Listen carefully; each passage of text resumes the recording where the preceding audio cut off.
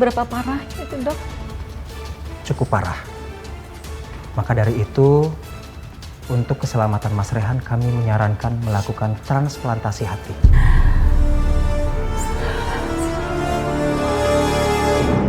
Ini semua karena perbuatan Teteh, karena terus nutupin kenyataan yang ada, Teh. Dan sekarang Mas Rehan yang kena akibatnya. Tapi udah gak akan lama lagi, Mas Rehan akan tahu kalau Umi bukan ibu kandungnya. Setelah hasil Umi itu keluar. Karena hatinya Umi gak akan cocok sama Mas Rehan. Ya. Abah, ini semua kehendak Allah. Apapun yang Abah lakuin semuanya sia-sia. Abah lihat sendiri kan, Mas Rehan masih hidup. Allah itu selalu ngawasin Abah. Jadi Abah harus hati-hati. Jangan sampai Allah murka sama orang-orang zalim seperti Abah. Abah, aku mau lihat keadaannya Mas Rehan.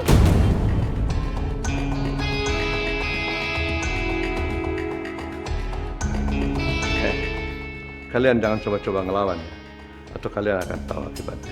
Aku takut terjadi apa-apa sama Rehan. Tapi aku tidak boleh gegabah. Aku takut Asep atau Marwah malah curiga kalau aku sebenarnya ibu kandung Rehan. Kak Umi kenapa, Kak? Umi kamu tuh nggak apa-apa, ya. Tapi jangan buka kamar ini. Jangan ada yang berani buka kamar. Kalau ada yang berani, tahu sendiri akibatnya. Aku harus cari cara untuk menolong Rehan. Aku takut terjadi apa-apa sama anakku. Ayo sekarang bubar.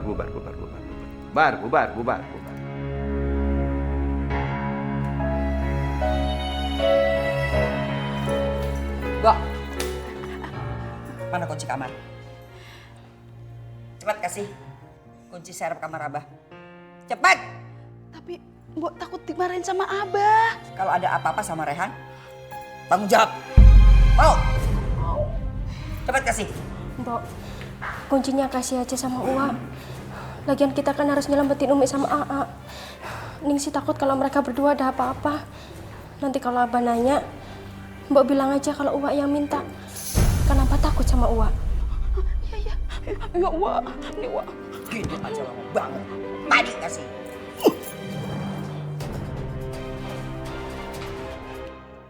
Halo, selamat malam. Ya sudah. Oh, ya. Nanti saya periksa dulu kontraknya ya. Ya, nanti saya telepon balik ya. Saya periksa dulu sebentar. Males gini hari. Periksa kontrak. Kalau bukan proyek besar, males banget ngurusnya. Si Asep pergi. Aku harus buru-buru buka kunci kamarnya. Rehan, bangun sayang. Tolong. Tolong. Rehan!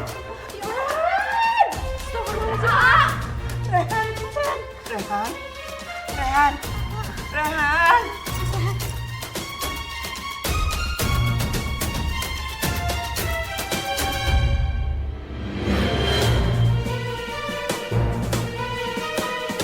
Ya Allah. Perutnya Rehan. Kita harus bawa Rehan ke rumah sakit, Teh. Tolong, Teh. Tolong! Pak Badrun! Tolong! Pak Badrun! Pak Badrun! Ya tolongin. Pak Badrun, tolong Pak Badrun, jangan diem aja. Sok atuh. Sanes gitu, Wak. Kita teh takut dimarahin sama Abah. Kalian teh kumaha? Takut gitu sama Abah?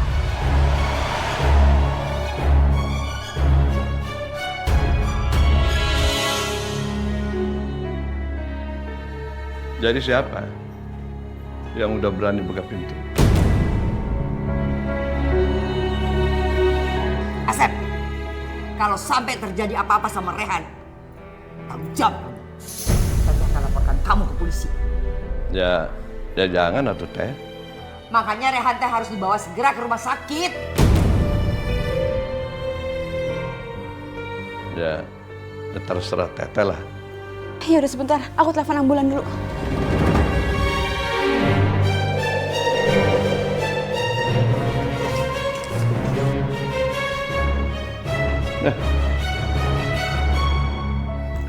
ngapain masih di situ? Ayo masuk. Enggak, Bah, aku nggak mau. Lagian tuh seharusnya kita ikut ke rumah sakit, Bah. Alah, ngapain ke rumah sakit? Udah ada Umi sama Telis yang ngurus. Awas ya. Kalau kamu coba-coba masuk, pergi ke rumah sakit. Ya tapi aku belum ngantuk, Abah. Dipaksain tidur juga nggak bakal bisa. Iya, Bah. Harusnya benar kita tuh ke rumah sakit jengukin AA. Darsi! Ningsi!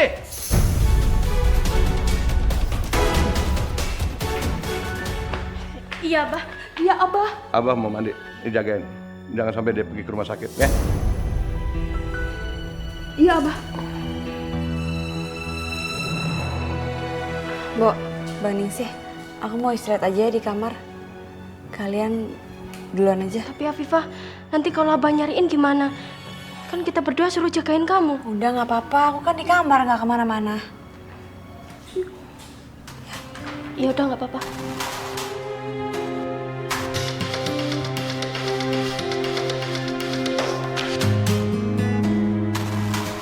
Mbak Ningsih dan Bo Darsi udah pergi. Ini kesempatan aku. Aku harus ngeliat Mas Rehan di rumah sakit.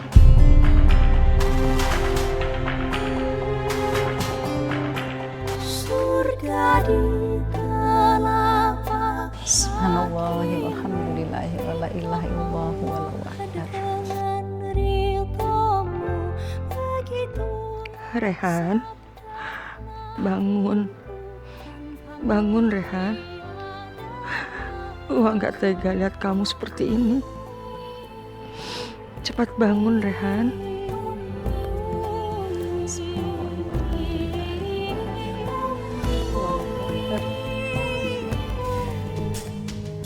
Afifah! Afifah! Afifah! Kemana sih Afifah? Jangan-jangan dia kabur. Ningsih, Darsi! Darsi, Ningsih! Sini. Mana Afifah, ha? Tadi kan kalian cuma jagain, mana sekarang, mana? Tadi Afifah bilang kalau dia bakal masuk ke kamar kok, Bah. Demi Allah. Tapi mana? Apa? Gak ada, mana? Hah? Iya, Bah, tadi ngomongnya kayak gitu. Mana?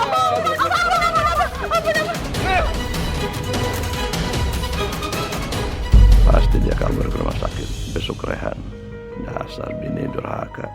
Dilarang pergi masih kabur juga. Ya Allah, selamatkanlah Rehan. Hamba belum siap kehilangan anak hamba, ya Allah.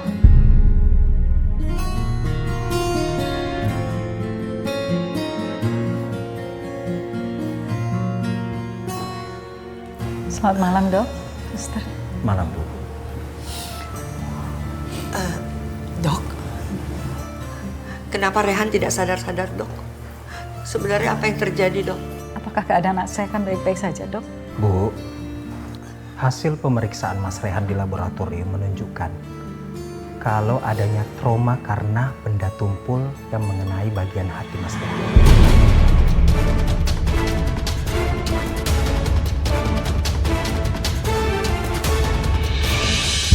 Berapa parah itu, Dok? Cukup parah. Maka dari itu, untuk keselamatan Mas Rehan, kami menyarankan melakukan transplantasi hati.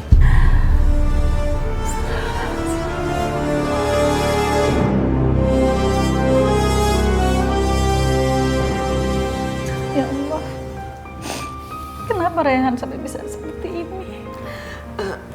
Berapa lama, Dok, menunggu pendonornya? Kalau soal itu kami belum tahu, Bu. Namun sangat kecil kemungkinan kami bisa menemukan pendonor.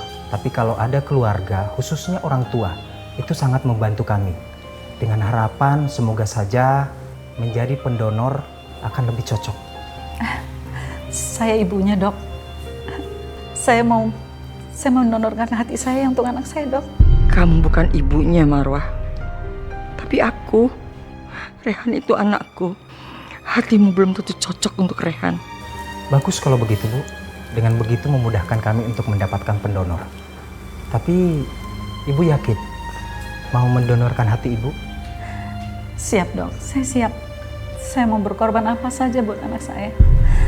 Tapi kalau saya boleh tahu, Dok, berapa besar risikonya untuk saya? Ini yang perlu Ibu ketahui.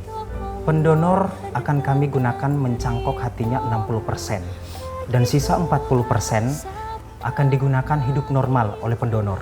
Namun dengan pola hidup sehat dan menjaga makanan berangsur selama 6-12 bulan, ibu akan mengalami perubahan dan volume hati akan kembali normal seperti biasa. Alhamdulillah ya Allah.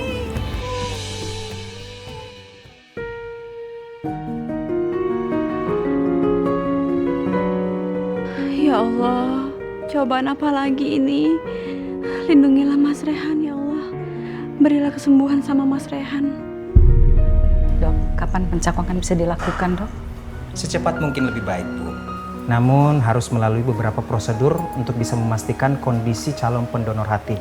Karena apabila kami menemukan risiko bagi pendonor, kami akan mencari pendonor hati yang lain. Saya sehat, Dok. Kondisi saya juga baik. Saya sudah siap, Dok, untuk melakukan apa saja untuk anak saya. Bagus kalau begitu, Bu. Kami akan segera melakukan pemeriksaan. Marwah bukan ibu kandungnya. Tapi mudah-mudahan hasilnya cocok. Agar Marwah tidak curiga apa-apa. Aku tidak akan larang Marwah buat coba donorin hatinya. Dok, saya uaknya dok. Saya juga siap jadi pendonor. Ya Bu, nggak apa-apa. Kalau cocok. Kalau begitu, Ibu berdua ikut saya nanti dibantu suster. Kita segera melakukan pemeriksaan. Dan hasilnya nanti akan menentukan siapa yang cocok untuk mendonorkan hati. Silakan Bu. Mari.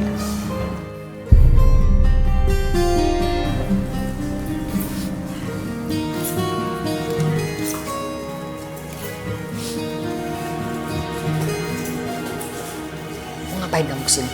Ini semua karena perbuatan Teteh, karena terus nutupin kenyataan yang ada, Teh. Dan sekarang Mas Rehan yang kena akibatnya.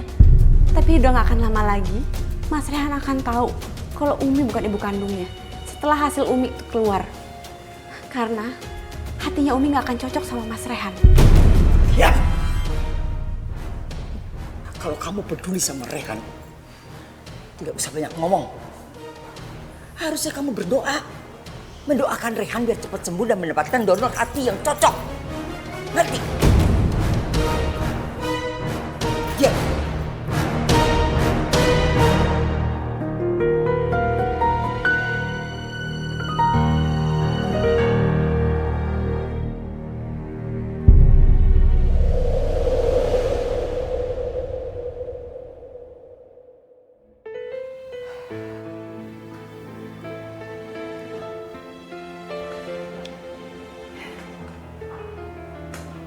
Afifah,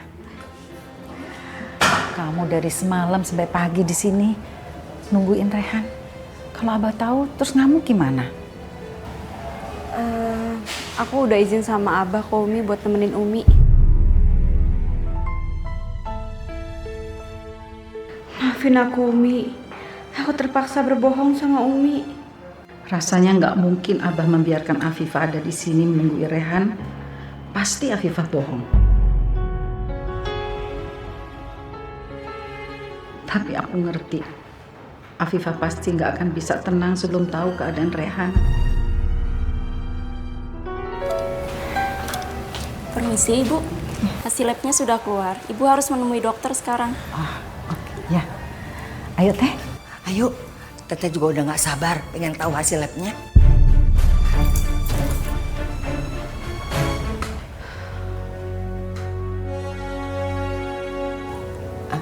Dok, bagaimana hasil lab saya? Sebentar Bu Olis, saya bacakan dulu hasil tes lab Umi Marwah.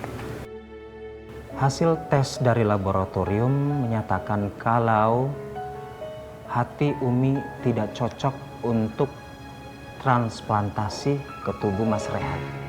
Ya Allah, kok nggak cocok sih dok? Saya kan ibunya. Kemarin dokter bilang kalau orang tuanya itu pasti cocok kalau transplantasi hati sama anaknya. Mudah-mudahan dokter tidak curiga kalau Umi bukanlah ibu kandungnya Rehan. Umi Marwah, biasanya memang kejadiannya seperti itu. Kedua orang tua akan cocok menjadi pendonor untuk anggota tubuhnya ke anak. Tapi tidak semuanya pasti seperti itu. Karena dalam kasus tertentu pasti ada yang tidak cocok. Seperti saat ini, Umi Marwah tidak cocok menjadi pendonor buat Mas Rehan. Pasti suami Umi yang cocok. Jadi hanya dia harapan kami satu-satunya untuk bisa menjadi pendonor hati buat Mas Rehan. Ya Allah, Abah nggak akan mau mendonorkan hatinya buat Rehan. Kalau hasil lab saya cocok tidak dok untuk Rehan? Sebentar ya Bu.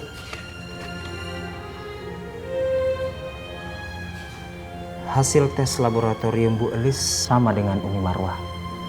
Sama-sama tidak cocok, Bu.